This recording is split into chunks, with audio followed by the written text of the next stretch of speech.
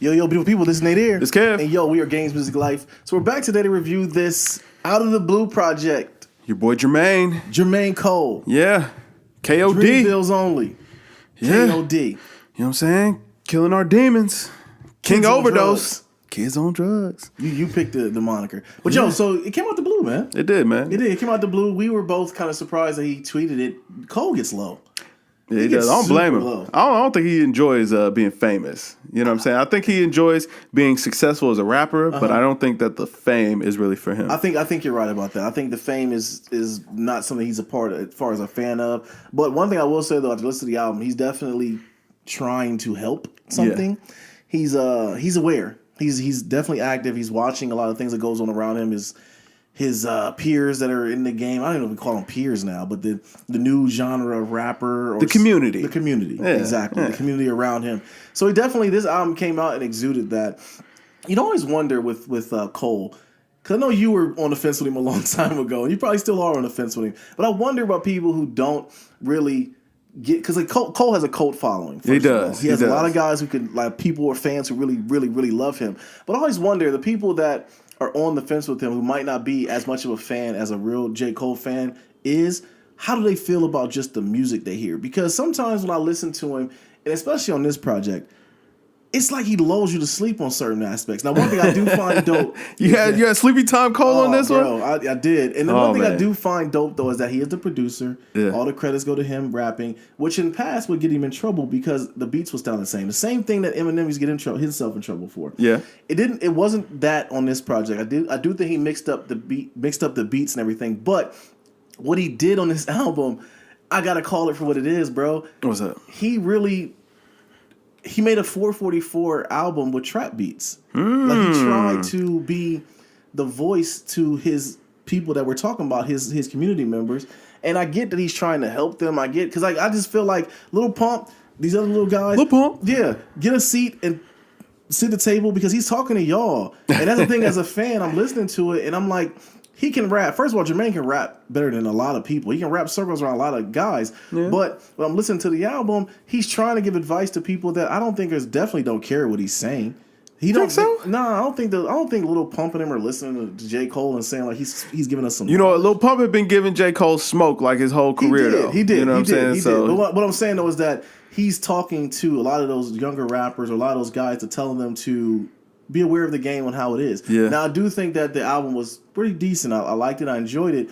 But I had to ask myself, am I really going to be listening to this in a couple months? And I don't know. Wow. The last project I liked a lot better. You know? And on this one, it was like I enjoyed it. I liked J. Cole.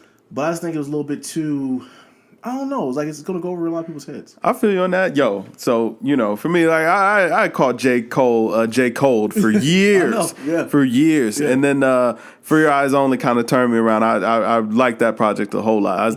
I really liked that project a whole lot. So with this album, I was actually very excited. Yeah. And the rollout, first of all, I mean, before we even get to the music, the rollout was phenomenal. I mean, he just announced it, popped about the blue, boom. Yeah. And then every little bit through the week, it was like, yo, okay, here's the album artwork, here's the track list. He did like surprise shows or whatever, no phones, no cameras, no recording. Right. So the rollout was super dope. So everybody was super hyped for it. Dropped it on 420. Yeah. We see you, Cole. You're not low. You're not low. Kids on drugs. You know what I'm saying? Okay, we got you. And then, you know what I'm saying? So I thought that whole thing was dope. So then I actually stayed up Thursday night so that way I could listen to it right at midnight, man. Right. Got done watching Atlanta. Boom. We're right onto this Cole album. And, you know, with it at first, I'm like, yo, I like that he adapted the sound. I thought that he stepped away a lot from Sleepy Time Cole. Had a lot of really upbeat production on here, man. A lot of trap drums, you know what I'm saying? Just adapting to the styles now, man. A lot of real fast-paced rapping, throwing a lot of bars at you and things like that. So I thought that was pretty dope. And then when I started to dig in deeper into the album, I realized, what he's doing is he's taking the styles of today. He put the medicine in the candy. Yeah, he's taking the styles of today and he's throwing his own, you know what I'm saying, his own flair on it. So he's going through here, he's giving you the topics of, you know what I'm saying, money, but he's showing you the other side of being addicted to money, giving you the other side of addiction and glorifying drugs and, you know what I'm saying, that whole lifestyle, giving you the other side of, you know what I'm saying, chasing women. That photograph, I mean, it sounds like through that whole song, he's in love with, you know what I'm saying, an Instagram model, just the pictures that she takes on there.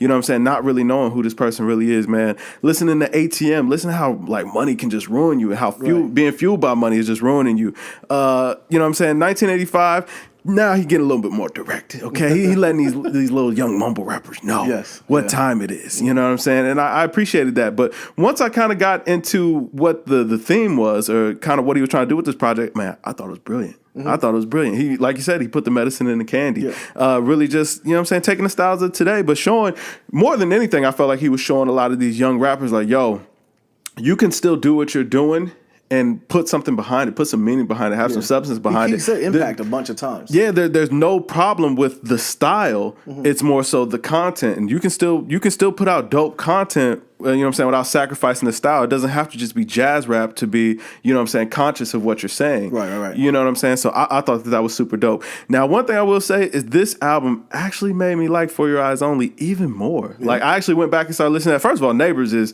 the hardest song Cole has ever made, okay, in my opinion, in my humble opinion. Still the hardest song he ever made. But going back and listening to that, I'm like, yo, this album is so complete. And I know a lot of people really hate it, but we talked about it. I didn't realize. Yo, it's such a fire album. Like I don't understand the hate for it, but KOD made me appreciate that even more. And for me, this actually be an album I listened to for I think a while, man. Like I probably listened to it probably 70 times this weekend already. Really? I've been enjoying it. It's one that you can just ride with, man. And if you really want to sit and listen to it, like yo, he talking about some things. You know what I'm saying? So that was super dope. And the bars are there. Yeah, the bars are there. I think for me it was more so like when I say lulling me to sleep, it wasn't like I was really going like sleepy time Cole, bringing that back. It was more so because I've gotten so used to hearing a lot of the trappy beats from a lot of artists that are coming out now. Yeah. And I get that he was trying to talk to them, but just in the back of my mind, I'm thinking like it's kind of like a professor getting up on front of the stage and they're having a thesis and talking about things. You know, the class ain't really listening. Yeah. That's what I'm saying. It's like I don't think that his people that he's trying to talk to don't even give a care. They want to hear it. Yeah, they're not gonna listen to him.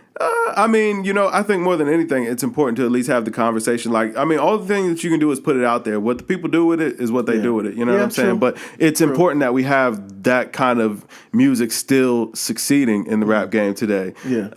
And, you know, there's theory out there, man, that the album is supposed to be played backwards. It tells a different story playing backwards. I don't know. You know what I'm saying? Really? People might be hyped off the Kendrick hype. Yeah, I saw a little chitter chatter about that. And then, of course, it all circled back around to the God Lupe fiasco. So, you know what I'm saying? I appreciated that. You know what I'm saying? Absolutely. Anything that can bring Lupe back around. We're still waiting on those, by the way. Yeah. And, man. So no features?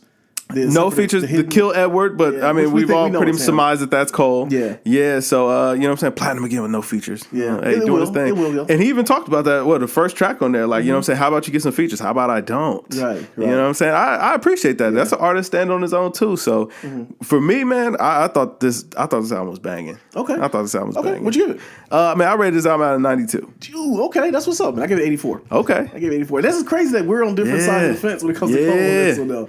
Yeah. Man, have I become the Cole stan? You might be. I might be saying J. Cole. Yeah. But let us know what you guys think, man. Was I too high, too low? Was Kev too high, too low? Yeah. And we'll kind of go from there. What'd you guys think about it? Would you give a review on it?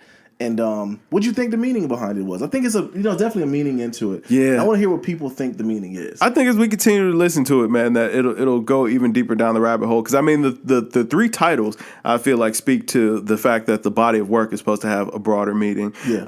And before we even sign off here, man, Jermaine, if you happen across this, man, you owe Kevin Hart at least 5 minutes. At least 5 minutes. At least 5 minutes. You don't have to bring that back up. That man was having a happy home. He was living a good life. Yeah, you know, if you titled that song anything else, it'd have been no problem. But Kevin's Hart, we know. Right. We know what you're doing. You ain't low. Yes. But, yeah.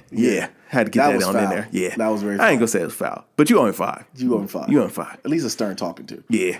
But, yo, let us know what you guys think, man. This is Nadir. This Kev. And, yo, we're Games Music Life. Drink more water, people. Peace.